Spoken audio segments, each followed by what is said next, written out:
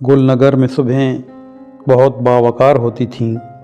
چار سو فضا میں گونجتی مسجد کی اذان، دودھ والوں کی آوازیں اور لوگوں کے چہروں پر وہ مصنوعی اطمینان جو صرف چھوٹے قصبوں میں ملتا ہے۔ یہ وہ جگہ تھی جہاں گناہ سرگوشیوں میں ہوتے تھے اور عزت اعلان کے ساتھ۔ اسی گل نگر میں ایک دن ایک کنواں کھولا گیا اور ایک قصہ بند ہو گیا۔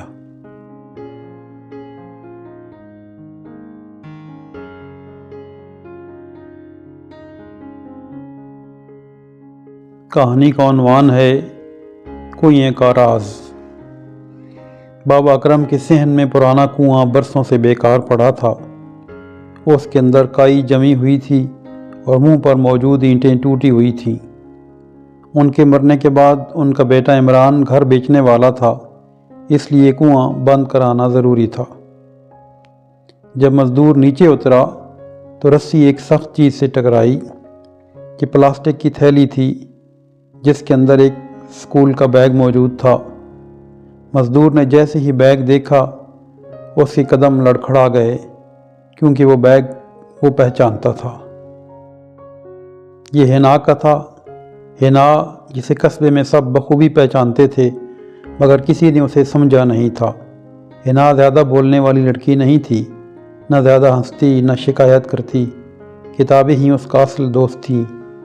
اس کی ماں زرینہ گھروں میں کام کرتی تھی، جبکہ باپ منظور ریہڑی لگاتا تھا۔ حنا کہا کرتی تھی، میں انجینئر بنوں گی اماں، تاکہ آپ کو کسی کے برتن نہ دھونے پڑیں۔ اس کی ماں اس کی بات سن کر ہنس دیتی، مگر آنکھوں میں نمی آ جاتی۔ وہ جانتی تھی کہ غریب صرف خواب دیکھ ہی سکتے ہیں، ان کی تعبیر کوئی نہیں ہوتی۔ پھر ایک دن حنا اسکول سے واپس نہ آئی۔ 3 دن بعد خبر پھیلی کہ اس نے خودکشی کر لی ہے۔ اس کی گمشدگی پر جس کے منہ میں جو آیا کہتا چلا گیا۔ لوگوں نے طرح طرح کی کہانیاں گھڑ لیں۔ کسی نے کہا اس کے پاس فون تھا، بس سمجھ جاؤ۔ کسی نے کہا آج کل کی لڑکیاں جلدی بہک جاتی ہیں۔ نعمان جو کمیٹی کا صدر اور بااثر آدمی تھا، یہی کہتا رہا، افسوس، والدین کو بچوں پر نظر رکھنی چاہیے۔ کسی نے حقیقت جاننے کی کوشش کی، نہ حنا کے والدین کی دلجوئی کی کوئی ضرورت محسوس کی۔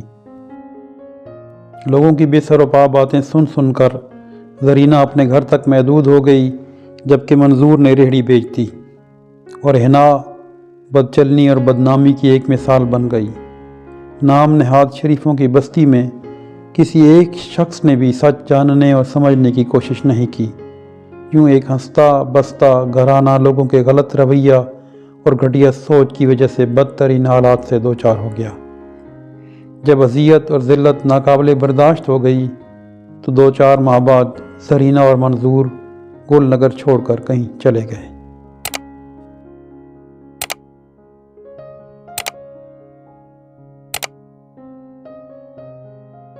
کنویں سے ملنے والے بیگ میں ایک نیلا رجسٹر تھا۔ اس کے پہلے صفحہ پر درج تھا، میں یہ سب اس لیے لکھ رہی ہوں کیونکہ میں بول نہیں سکتی۔ اگر بولوں تو بدتمیز، اگر چپ رہوں تو مجرم کہلاؤں گی۔ ابتدا میں سادہ باتیں تھیں، پھر تحریر بدلنے لگی۔ ایک صفحہ پر لکھا تھا، آج کوچنگ سے آتے ہوئے نعمان انکل نے رکشہ رکوا لیا۔ ان کے چہرے پر وہی ہمدردی تھی جسے پورا گل نگر عزت کہتا تھا۔ انہوں نے کہا، حنا بیٹا، ایک بات پوچھوں؟ برا نہ ماننا۔ میں نے خاموشی سے سر ہلایا۔ بولے، میرے بیٹے کا کالج میں ایڈمیشن ہوا ہے، پرائیویٹ کالج ہے، فیس بہت زیادہ ہے۔ میں نے کمیٹیوں سے بھی ہاتھ کھینچ لیا ہے، کچھ سمجھ نہیں آ رہا۔ پھر انہوں نے ایسے میری طرف دیکھا جیسے کوئی حساب لگا رہا ہو۔ تمہیں تو اسکالرشپ ملتی ہے نا؟ سنا ہے ہر مہینے رقم آتی ہے۔ تمہاری ماں سادہ عورت ہیں، پیسے سنبھالنا نہیں جانتی۔ تم اگر چاہو تو کچھ مدد ہو سکتی ہے۔ ان کے لہجے میں سوال کم، توقع زیادہ تھی۔ میں نے کہا، انکل، وہ پیسے اماں کے پاس ہوتے ہیں، اور وہ میرے نہیں، پڑھائی کے لیے ہیں۔ وہ مسکرائے، मगर वो मुस्कुराहट आंखों तक नहीं पहुंची। हिना, मैंने तो बस खैरखाई से कहा, वैसे भी लोग आजकल क्या क्या बातें बना लेते हैं, ख़ास तौर पर स्कूल जाती लड़कियों के बारे में। उस लम्हे मुझे समझ आ गया कि फ़ीस का जिक्र मसला नहीं था, वो एक दरवाज़ा था और उसके पीछे धमकी खड़ी थी। उस दिन मुझे समझ आ गया कि मसला पैसों का नहीं था, मसला मैं थी।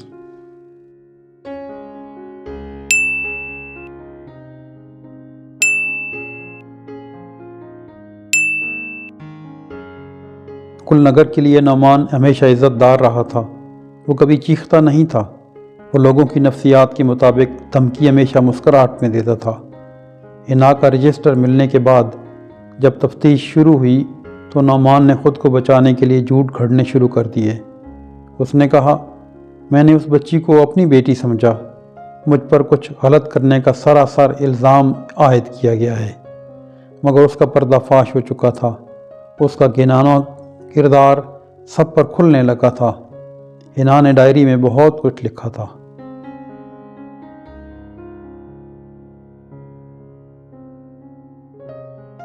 उसके साथ साथ नौमान के मोबाइल रिकॉर्ड से ढेरों ऐसे मैसेजेस निकल आए जो उसकी ज़हरी शराफत पर सवालिया निशान थे।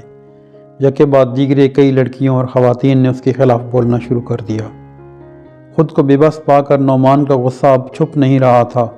उसने जान खिलासी के लिए ये मौक़िफ़ इख्तियार किया कि ये सब लड़कियां और ख़वातीन मिलकर उसे फंसा रही हैं। इस सब के पीछे उससे हसद करने वालों का हाथ है। वही शख्स जो खामोशी को हथियार बनाता था अब खुद शोर से डरने लगा था। ज़रीना को जब फ़ोन आया वो किसी के घर प्लेटें धो रही थी। उसे तफ्तीश में मदद के लिए बुलाया गया था। बेटी की डायरी ने उसके दुख मज़ीद ताज़ा कर दिए थे जो कभी पुराने हुए ही नहीं थे। उस रात ज़रीना ने पहली बार हिना की दर्द भरी आवाज़ सुनी। वो रजिस्टर सीने से लगा कर बैठ गई। हर सफ़ा पढ़ते हुए उसका दिल टूटता गया। तो मेरी बेटी डर रही थी और मैं कहती थी खामोश रहा करो, लड़कियां शोर नहीं करती। ज़रीना फूट फूट कर रो रही थी। मैंने तुझे चुप रहना सिखाया बेटी, मैंने ही तेरी आवाज़ दफन कर दी।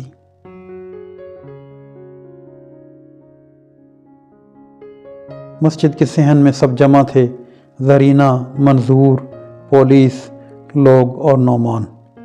ज़रीना ने रजिस्टर खोला मगर पढ़ा नहीं, बस कहा, मेरी बेटी मरने से पहले ही मर चुकी थी। जिस दिन तुम सब ने एक मर्द की बात को सच मान लिया और एक लड़की को झूठा कहा, किसी एक शख्स ने भी सच जानने और समझने की कोशिश नहीं की। लोगों की गर्दनें झुकी हुई थीं। नौमान नज़रें चुरा रहा था। मंजूर ने कहा, हम इंसाफ नहीं मांगते, हम चाहते हैं कि हमारी बेटी हिना का असल किरदार जिंदा रहे।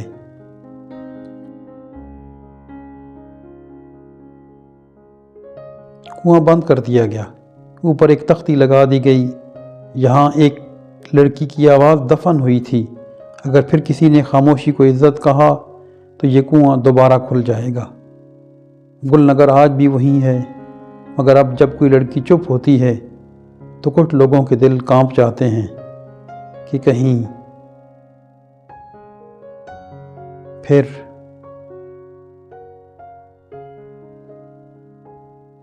किसी कुइयां को सच सुनने की सज़ा न मिल जाए।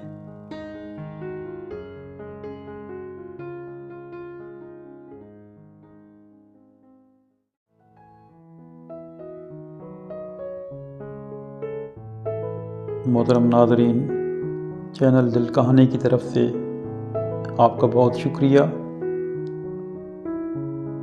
अगर आप ऐसी ही कहानियाँ सुनना चाहते हैं जो दिल में उतर जाएं, जज्बात जगा दें और देर तक याद आती रहें, तो ये चैनल आप ही के लिए है। अभी सब्सक्राइब करें और हर रोज़ सुनें वो कहानियाँ जो दिल में नक्श हो जाएं।